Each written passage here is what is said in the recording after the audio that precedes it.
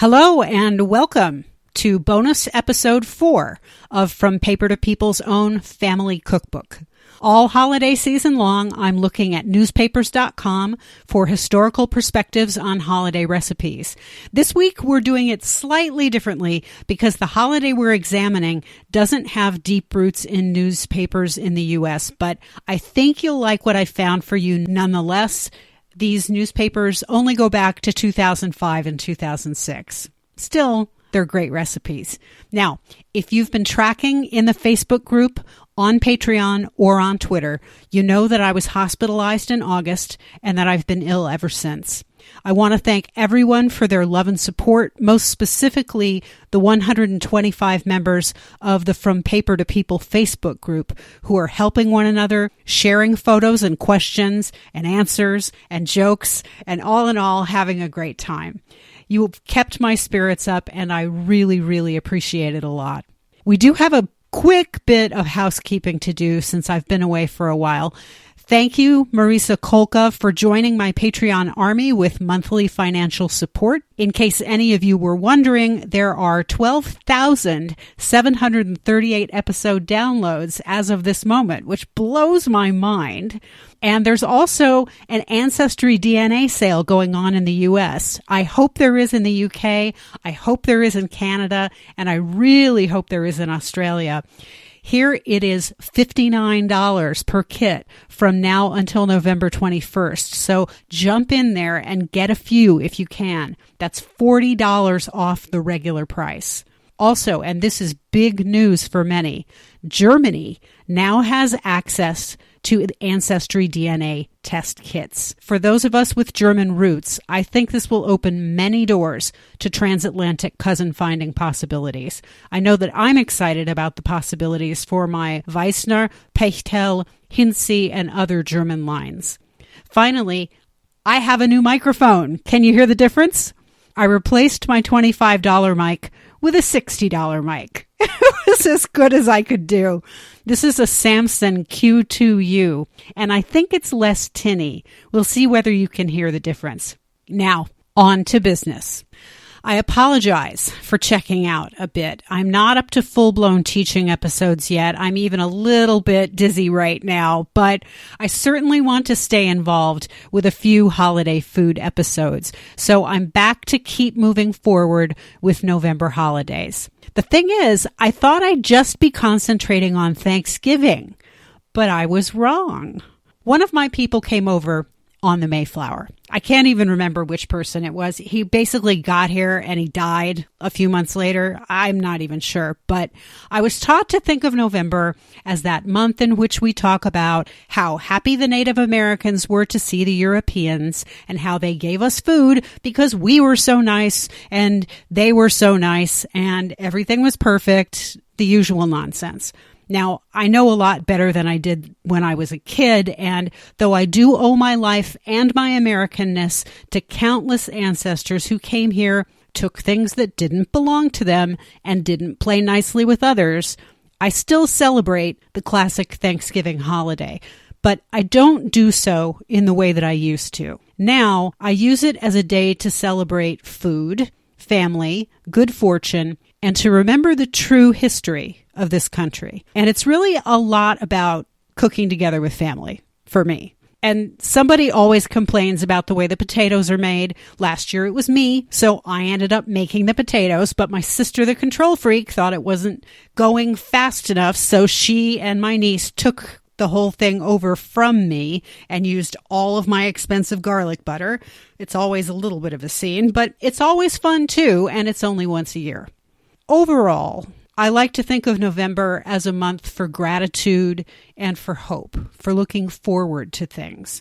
Because personally, I love the dark and moody fall and winter, the clouds, the snow, the cold and gloomy rain. Today is Saturday and we have a gale warning all day until something like 7 tonight.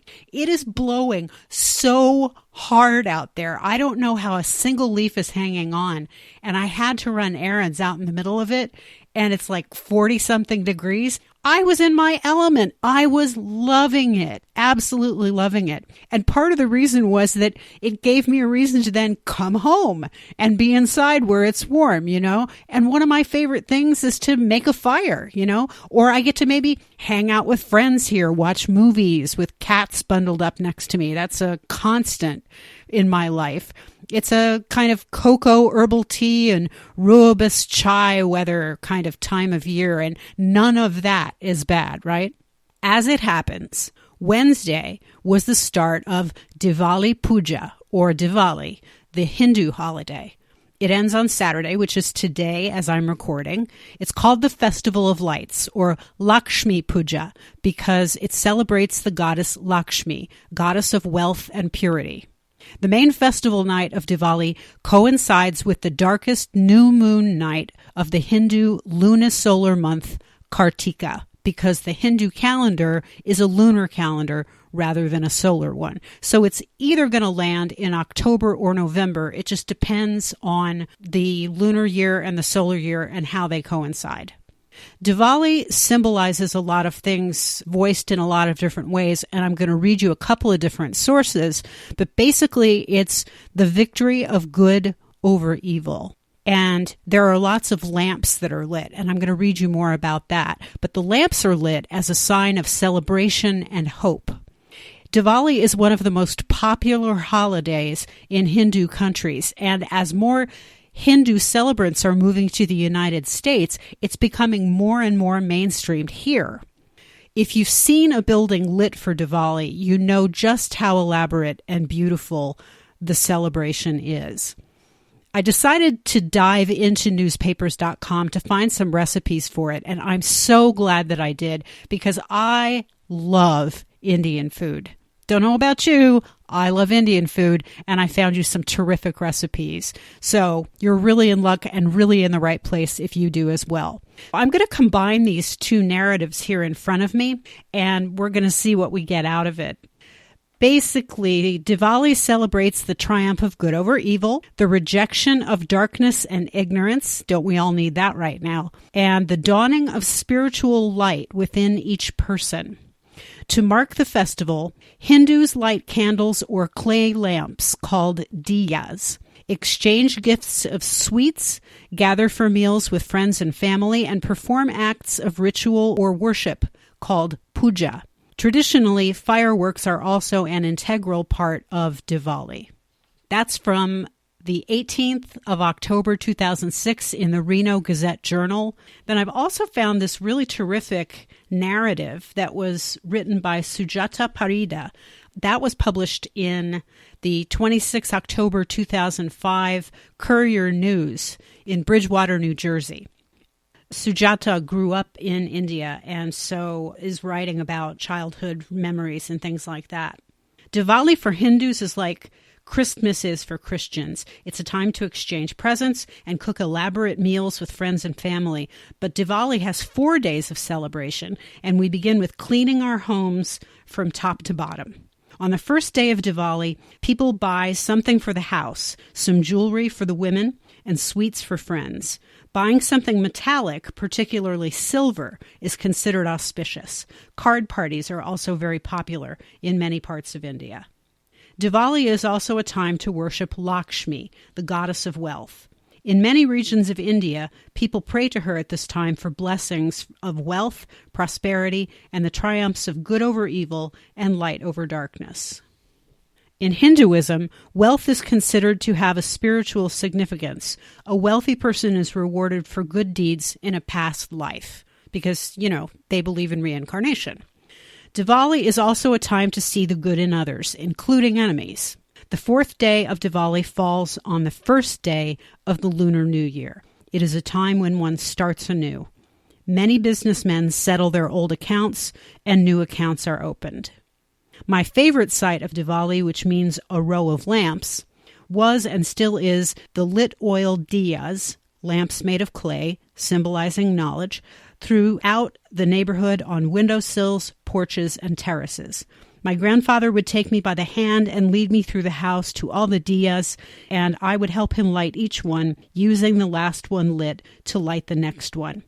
He used to tell me that the steady burning diya is a constant symbol of an illuminated mind. Lighting the lamp of knowledge within us means understanding and reflecting on the purpose of each of the 4 days of festivities and bringing those thoughts into our day-to-day lives. The legends behind the celebrations of Diwali concern the victory of good over evil. As a young girl, every year I looked forward to hearing the story of the great King Rama, who was banished into the forest for 14 years. It was said that when it was time for him to return home, the people of his kingdom lit the diyas to show him the way home and to welcome his return. Diwali is celebrated to commemorate the coronation of Rama as king. Today, I take my children through the steps I learned as a child with my grandparents. We light the diyas in the evening on our front porch. We sing prayer songs, visit friends, and share sweet treats. It feels good to carry on the age-old traditions and pass them to the next generation. A major part of the fun of Diwali is sharing good food with friends and family. Sweets are traditional with Diwali. Here is a recipe that is very easy to make. It is a tradition for my family. So, here is the first recipe. And if you're familiar with halva, which is also called halawa in Arabic countries or Arabic-speaking countries, this is halva, but it is carrot halva. And it takes 6 medium carrots, 2 cups of whole milk, 1 cup of heavy cream, 8 whole cardamom pods, 8 tablespoons of vegetable oil or ghee, which is melted clarified butter. And you can get that at any more, you can get it at pretty much any grocery store. You can certainly get it at a specialty grocery store or online at Amazon.com. 6 tablespoons sugar or to taste, 2 tablespoons golden raisins, 2 tablespoons shelled unsalted pistachios, lightly crushed, 2 tablespoons raw cashews. Peel carrots and grate either by hand or in a food processor. Put grated carrots, milk, heavy cream, and cardamom pods in a heavy-bottomed pot and bring to a boil. Turn heat to medium and cook, stirring frequently until there is no liquid left. Adjust heat if you need to. It will take about an hour or more for all the liquids to go down. Just keep stirring. Low heat helps to keep it from sticking to the bottom of the pot. Heat the oil in a nonstick frying pan over a medium-low flame. When hot, add the carrot mixture. Stir and fry until the carrots lose the wet, milky look. Instead, the mixture should have a reddish color. Add sugar, raisins, pistachio, cashews, and continue frying for a minute or 2. May be served warm or at room temperature. Serves 4. Sounds good to me.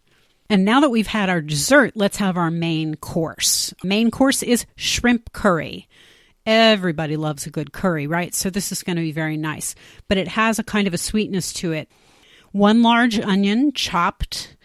6 tablespoons olive oil. 1.5-inch piece of cinnamon stick.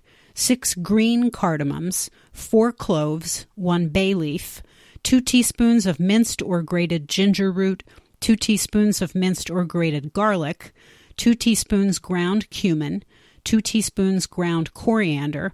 1/2 teaspoon salt or to taste, 1.5 cups canned tomatoes, crushed, or 2 medium tomatoes chopped, 2 cups water, add a 1/2 cup more if more gravy is desired, 1 pound large shrimp, peeled and deveined, 1 teaspoon red chili, which is optional, 2 to 4 sprigs of fresh coriander chopped. And you can't do without that. That's also cilantro. Cilantro leaves. Some people call it coriander, whatever. Anyway, here we go. Heat oil. Fry onions until tender, 3 to 4 minutes. Add the cinnamon, cardamoms, cloves, and bay leaf. Cook for 1 minute more, then add ginger and garlic. Add the chili, cumin, coriander, and salt. Cook for 30 seconds. Add tomatoes and fry until spices are reddish brown.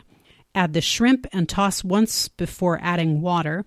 Cover and simmer for 10 to 15 minutes. Serve with chopped coriander or cilantro leaves sprinkled on top. That sounds like heaven. Even loving having dessert first, I'd still have the shrimp curry first. That is amazing. Next, we have a more traditional halva, That comes from the Reno Gazette-Journal, the 18 October of 2006 newspaper. It is a sweet semolina confection. A half cup of ghee, which is the clarified butter. 1 cup suji, which is fine-grained semolina, or cream of wheat. 1 tablespoon chickpea flour, also called gram flour, chana flour, or besan. 1/4 cup ground almonds. 1 to 1.5 cups sugar, depending on sweetness desired. 1 tablespoon ground cardamom. A pinch of saffron. A handful or so of golden raisins to taste, and 2 cups of boiling water.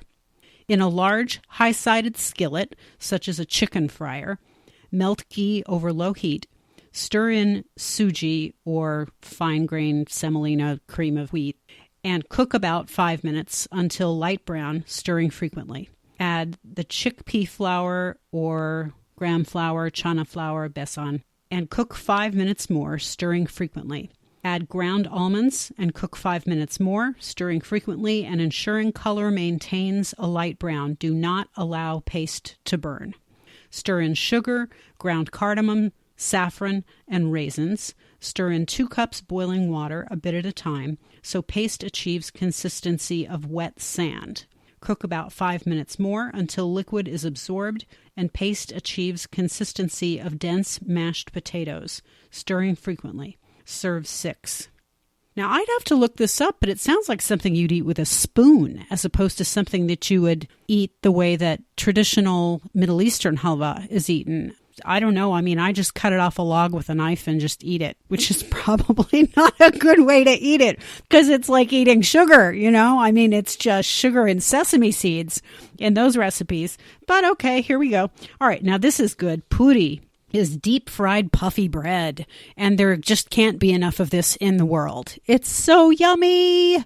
Okay, puri, 1 cup sifted whole wheat flour, 1 cup all-purpose unbleached white flour, 1/2 teaspoon salt, 1 tablespoon corn, peanut, or olive oil for dough, plus extra for deep frying and rubbing on dough, about 1 cup milk or water.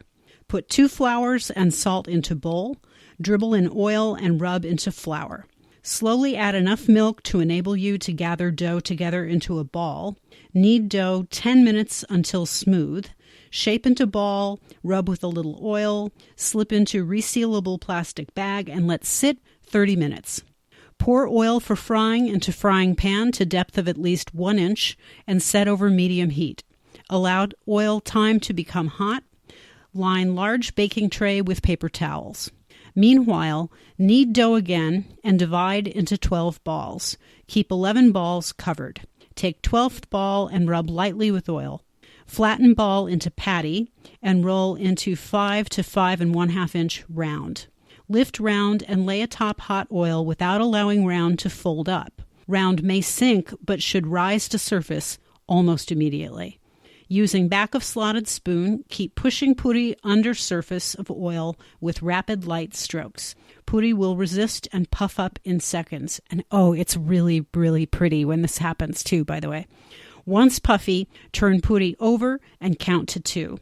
Lift puri from oil and deposit on paper towels. Repeat with remaining dough balls. Oh, this is so good. And by the way, this came from a book. I want to be sure to credit it so that I don't get in trouble. It's From Curries to Kebabs, Recipes from the Indian Spice Trail by Madhur Jaffrey, which was published in 2003, Clarkson Potter. So that sounds really, really good. And the halwa was courtesy of Shanti Rawat of Reno. Okay, now we have matar paneer, which is one of my all-time favorite Indian dishes.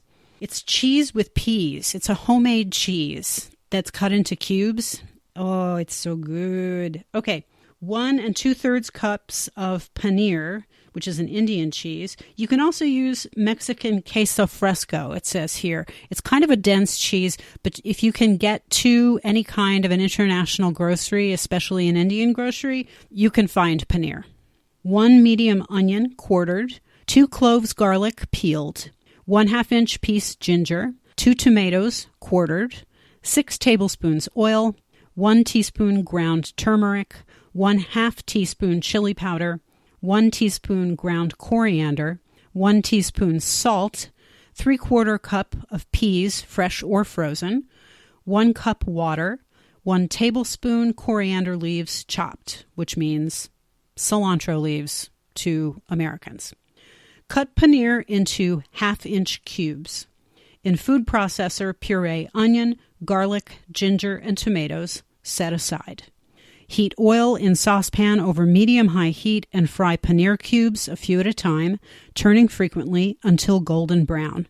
Remove from oil, drain on paper towels, and set aside.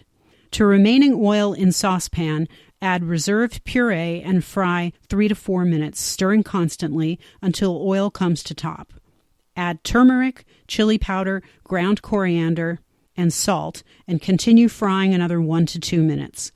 Add peas to saucepan and stir to mix with spices. Add water and bring to boil. Cover, reduce heat to medium-low, and simmer 5 minutes. Add reserved fried paneer and simmer 10 minutes more. Garnish with chopped coriander leaves or cilantro. Serves 4. And that is from Indian Regional Cooking by Sumana Ray, 1986, Chartwell Books. Well, none of that can hurt you, man. As a matter of fact, it all sounds pretty magical. I think those are an amazing way to celebrate Diwali or anything else you can think of when you get right down to it. Those are the Diwali recipes, I'm very happy to say. And I'm glad that I caught at least the tail end of Diwali in order to be able to give you these beautiful recipes, as unexpected as they were.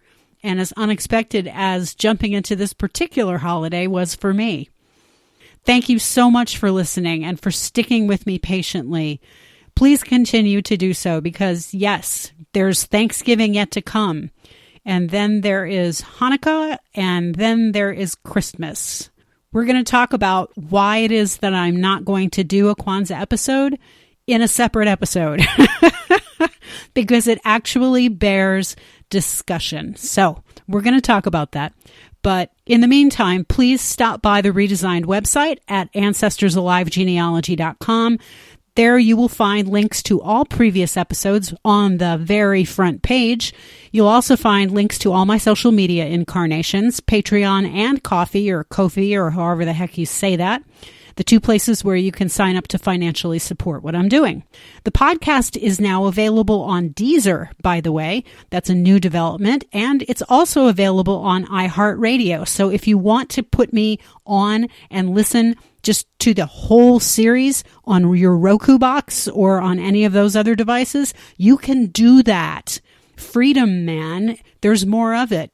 I'll talk to you before you know it because yes, Thanksgiving is coming, and I have found some really, really interesting stuff for you, including some stuff from the 19th century. Until then, my friends, expect surprises.